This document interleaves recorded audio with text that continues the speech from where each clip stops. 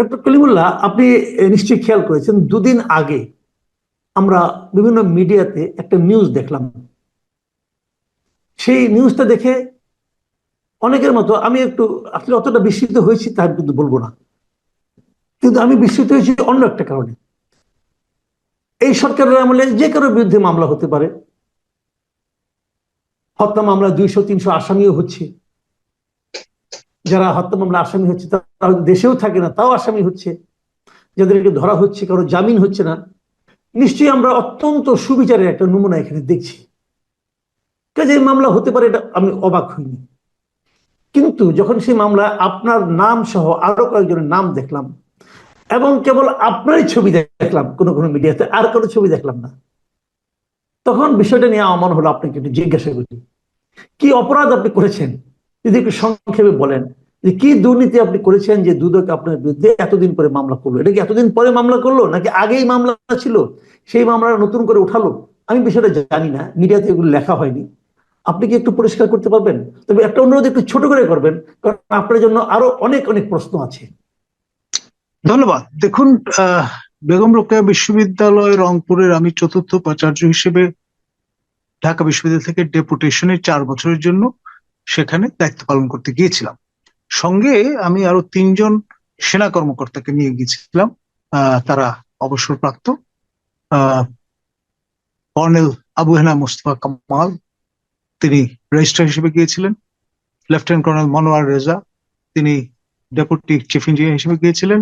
এবং কর্নেল অবসরপ্রাপ্ত lieutenant colonel অবসরপ্রাপ্ত মনোয়ার, তিনি 5th লং কোর্সের সিনিয়র অফিসার, তিনি গিয়েছিলেন প্রজেক্ট ডিরেক্টর হিসেবে।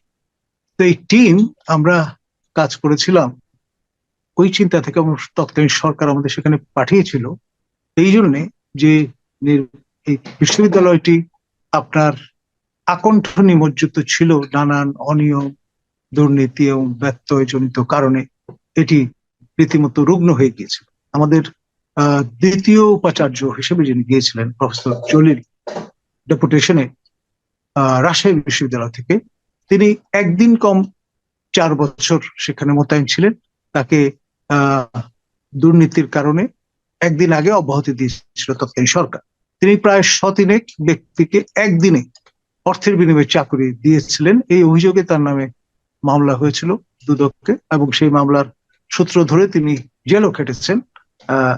এবং এই ঘটনাটি পুরো বিশ্ববিদ্যালয়ের ইমেজ হেট করে দিয়েছে। তো সেই কারণে তৃতীয় উপাচার্য যিনি আসলেন, আমারই সহকর্মী ঢাকা বিশ্ববিদ্যালয়ের প্রফেসর নুরুন নবী, তার আমলে পুরোটা সময় অস্থির একটা সময় কেটেছে। কিছুদিন পর বিশ্ববিদ্যালয় বন্ধ হয়ে যেত। তারপরে আপনার সেখানে তাকে ঘেরাও করে 7-8 দিন আটকে রাখা হতো। ইলেকট্রিসিটি, পানি, গ্যাস এগুলো সংযোগ বিচ্ছিন্ন করে তাকে রীতিমতো আপনার কোর্স করে যে দাবিগুলো তারা নিয়ে আসতেন, তারা মানে যারা বিশ্ববিদ্যালয়ের কর্মকর্তা, কর্মচারী, শিক্ষক বা ছাত্ররা, তাকে বাধ্য করা হতো এবং তিনি একটা পর্যায়ে মাঝে মাঝে চলে যেতেন ঢাকায় অনির্দিষ্টকালের জন্য, বিশ্ববিদ্যালয় বন্ধ করে দিয়ে। এরকম একটি পটভূমিতে আমি তখন BUP, Bangladesh university of professionals এর উপ উপাচার্য বা প্রো ভাইস চ্যান্সেলর হিসেবে দায়িত্বরত ছিলাম অন ডেপুটেশন। এটা একটা পাবলিক ইউনিভার্সিটি, সশস্ত্র বাহিনী কর্তৃক পরিচালিত, এবং সেই জন্য চিন্তা করা হলো যে এই রুগ্ন বিশ্ববিদ্যালয়টিকে বিইউপির মডেলে পরিচালনা করা যায় কিনা। আমাকে সেই জন্য 3 সেনা কর্মকর্তা সহ সেখানে নিয়োজিত করা হয়।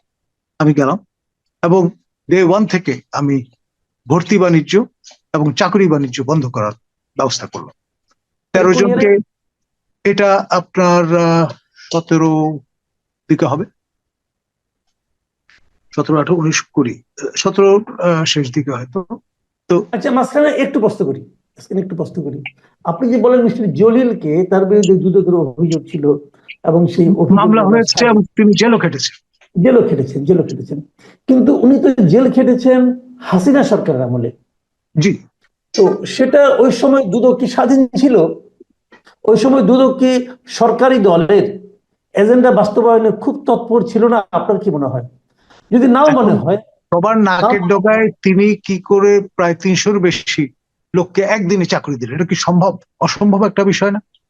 আচ্ছা, ঠিক আছে। এবং অভিযোগ ছিল অর্থের বিনিময়ে তিনি কাজটি করেছেন এবং তার কন্যার কাছে আপনার টাকাগুলো কানাডায় পাঠিয়ে দিয়েছে, এই অভিযোগটা ছিল। তো যাই হোক, আচ্ছা, এটা তো টাকা উদ্ধার হয়েছে, টাকা উদ্ধার হয়েছিল? সেটা আমার জানা নেই, সম্ভবত আচ্ছা, না। ওকে। তো এখন যে বিষয়টা, এই সেনা শৃঙ্খলা কার্যকর করার একটা চিন্তা থেকে এরকম একটা টিম সেখানে পাঠানো। জি, আমি সেই টিম লিডার হিসেবে গিয়েছি এবং প্রথমেই যেটি করেছি, ভর্তি বাণিজ্যটা বন্ধ করে দিয়েছি। 5 লক্ষ টাকা ভাড়া হিসেবে প্রক্সি পরীক্ষা দেওয়ার জন্য ভালো ছাত্রছাত্রীরা অন্য জায়গা থেকে আসতেন, এসে পরীক্ষা দিতেন। দু একজন মাঝে মধ্যে ধরা পড়ে গেলে 10-15 হাজার টাকা উৎকোচ দিয়ে ছাড়া পেয়ে যেতেন, তারপরেও তাদের 4,80,000 বা 85,000 বা 90,000 টাকা লাভ থাকতো। তো এই জি, রমরমা ব্যবসাটা আমি সেনা বন্ধুদের পরামর্শ নিয়ে মোবাইল কোর্ট বসিয়ে দিলাম, ম্যাজিস্ট্রেট নিয়ে আসলাম, তাৎক্ষণিকভাবে বিচার এবং কারাদণ্ড। এরকম 13 জনকে কারাদণ্ড 1 বছরের জন্য দিয়ে দেওয়ার ফলে এটা এমন চাউর হলো যে এই ব্যবসাটা বন্ধ হয়ে গেল। তারপরে মনোযোগ দিলাম চাকরি বাণিজ্যে। লেকচারার পোস্ট বিক্রি হতো 30 লাখ টাকায়, কর্মকর্তা বিক্রি হতো 20 লাখ টাকায়, কর্মচারী বিক্রি হতো 2 ভাগে, পরিচিত হলে 5 লাখ, অপরিচিত হলে 10 লাখ। এইটি বন্ধ করার জন্য আবারও আমাদের সেনা বন্ধুদের পরামর্শে আমি একটা ক্লজ জুড়ে দিলাম। রিক্রুটমেন্টের জন্য যে অ্যাডভার্টাইজমেন্ট গুলো হতো সেখানে, আর কোনো বিশ্ববিদ্যালয় এটা ছিল না আগে পরে, যে কোনো ধরনের তদবির, লিখিত বা মৌখিক, তা প্রার্থীর অযোগ্যতা বলে বিবেচিত হবে। পরবর্তীতে কোনো অনৈতিক লেনদেনের বিষয় আবিষ্কার হলে তৎক্ষণাৎ চাকরি চলে যাবে, এই শর্তে আপনি আবেদন করতে পারেন। সঙ্গে অনানুষ্ঠানিকভাবে আমরা যেটা বলতাম যে সেটি হচ্ছে, যে অর্থ আপনি বেতন হিসেবে নিয়েছেন এটা ফেরত দিতে হবে এবং আপনার বিরুদ্ধে জরিমানা আরোপ করা হবে। তো এইরকম একটি পটভূমিতে আপনার চাকরি বাণিজ্য একদম জিরো করে ফেলেছিলাম। আমি কিন্তু উদাহরণ আপনার দিয়ে বিরুদ্ধে বলছি, মামলা হলো কি দিয়ে? এগুলো তো আমি দরকার, আপনি আসছি ভালো কাজ করেছেন। আমি আসছি হ্যাঁ, আপনার এই অভিযোগটা কি? আমার পার্শ্ববর্তী আমাদের সেখানকার যে কনস্টিটিউয়েন্সি, সেখানের আপনার মাননীয় মেম্বার অফ পার্লামেন্ট, সাবেক স্পিকার শিরীন শারমিন চৌধুরী, তিনি পর্যন্ত 8 বার তদবির করলেন, টেক্সট মেসেজ পাঠালেন, ফোন করলেন, কথা বললেন, আমি কোনোটাই আমলে নিলাম। তারপরে সিনিয়র মোস্ট ক্যাবিনেট মেম্বার আকম মোজাম্মেল, মুক্তিযুদ্ধ বিষয়ক মন্ত্রী, তিনি 3 বার তদবির করেছেন। এরকম ভাবে পালাক্রমে অনেকে, কারো কথা আমি শুনি। তো ফলে অনেকে এফেক্টেড হয়েছেন, রাগান্বিত হয়েছেন যে লোকটা ইগনোর করছে আমাদের। জনাব তারপরে যেটি কলিমুল্লাহ, হলো, আমি একটু মাঝখানে থামাচ্ছি আপনাকে। আপনি তদবির শুনেন নাই বলে এমন দুজন লোকের নাম বললেন যে লোকগুলো কিন্তু এখন এর প্রতিবাদ করার মতো অবস্থায় নাই। আপনি এমন লোককে সাক্ষী মানলেন যিনারা এখন উপস্থিত নেই। আমার তাহলে কাছে এটা কি এখনো এক হয়ে এখনো যাবে না? টেক্সট এখনো টেক্সট মেসেজ আছে মাননীয় ওকে, সাবেক স্পিকার।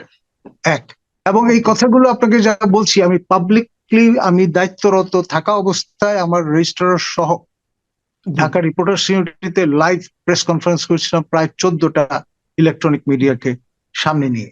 এবং এই দুটি কারণে অনেকেরই এই যে সুবিধা প্রাপ্তির যে ব্যাপারটা, সেটা এফেক্টেড হয়ে যায় এবং জিরো হয়ে যায় বিষয়টা। এবং জি। তারপরে আমি প্রথমেই শুরু করি, আহ, নাহিদ আপনার মহোদয় বিরুদ্ধে যখন অভিযোগটা কি? শিক্ষামন্ত্রী ছিলেন, নাহিদ মহোদয় যখন শিক্ষামন্ত্রী ছিলেন, তখন জি, পরবর্তীতে দীপুমণি এই জি, দায়িত্ব পেলেন। পাওয়ার পরে তিনি নানান রকম ভাবে রিকোয়েস্ট, অনুরোধ এগুলো শুরু করলেন। আমি কোনোটাই গ্রাহ্য করলাম না। না হুম, করার কারণে তিনি কুপিত হন এবং সেখানে আচ্ছা, বঙ্গবন্ধু পরিষদের যিনি সচিব হিসেবে, সেক্রেটারি হিসেবে কাজ করছিলেন বেগম রোকেয়া বিশ্ববিদ্যালয়ের ক্যাম্পাসে, মশিউর রহমান, তারপর আপনার, একটু থামাই, আবার আবার থামাই, মাঝে মাঝে আপনি থামাবো, কিছু মনে করবেন না। প্লিজ, আপনি আপনি খুব সুন্দর সুন্দর শব্দ ব্যবহার করেন, কিন্তু আমার দর্শকরা অনেক সময় নাও বুঝতে পারে।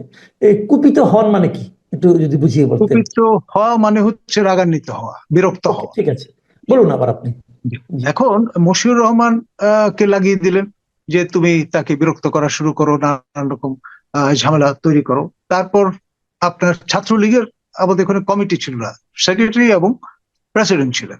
যিনি প্রেসিডেন্ট জনাব তুষার, তাকে আহ, আপনার আমরা চাঁদাবাজির অ্যাটেম্প নেওয়ায় আমাদের প্রকল্পে, যে উন্নয়ন প্রকল্প, সেখানে সন্ধ্যার সময় একদিন তিনি এসে চাঁদা দাবি করলেন সংশ্লিষ্ট ঠিকাদার এবং ইঞ্জিনিয়ারদের কাছ থেকে।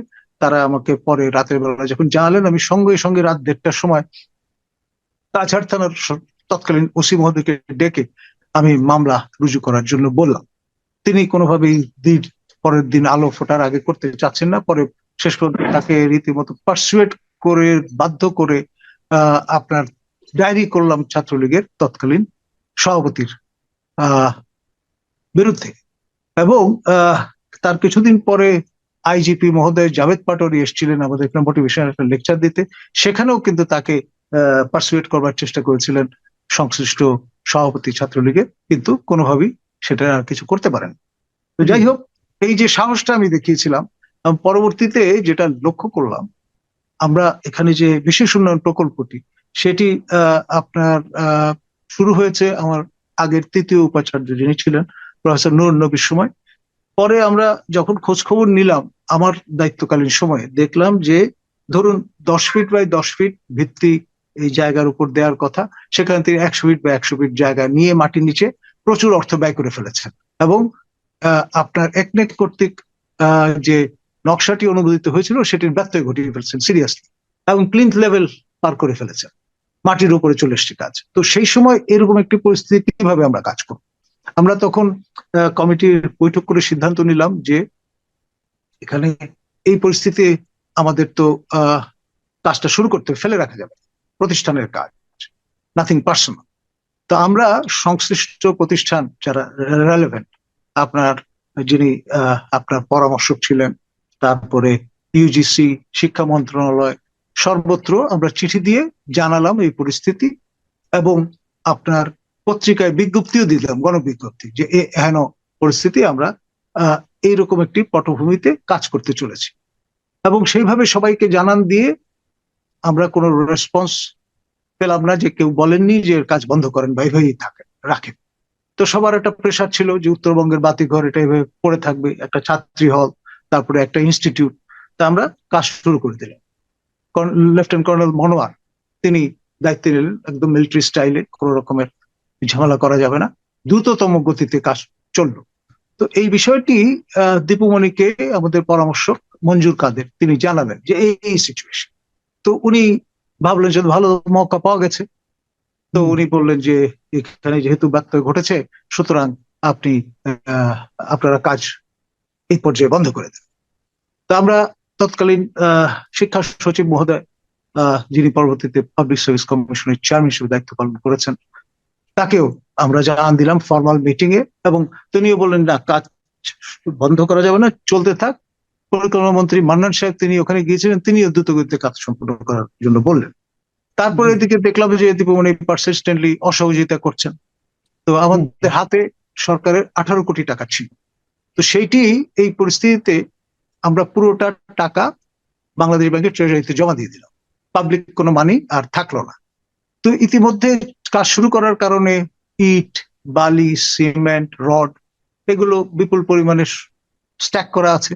ঠিকাদাররা বললেন যে স্যার, এটা তো সরকারি প্রতিষ্ঠান, আপনার ব্যক্তিগত কোনো কিছু না, আমাদেরকে কাজটা চালিয়ে দিতে দেন, আমাদের যে জামানতের টাকা আছে সেটি আমাদের টাকা, সরকারের টাকা নয়, আমরা আজ হোক কাল হোক টাকা ফেরত পাবোই, এটা গ্যারান্টিড। সেভাবেই আমাদেরকে টাকা জমা দিতে হয়েছে। আর প্রথম বছর এই টাকা 50% পর্যন্ত যদি প্রয়োজন হয় বিশেষ জরুরি কারণে ব্যবহার করতে পারেন, বাকিটা রেখে দিতে হবে। কিন্তু আমি তো সেই 2-3 বছর পার করে ফেলেছি বাইদের, কারণ তাদের নিয়োগ হয়েছে যে আমানত তারা জমা দিয়েছেন আগের ভাইস চ্যান্সেলর, এবং তিনি 4 বছর মেয়াদী ছিলেন।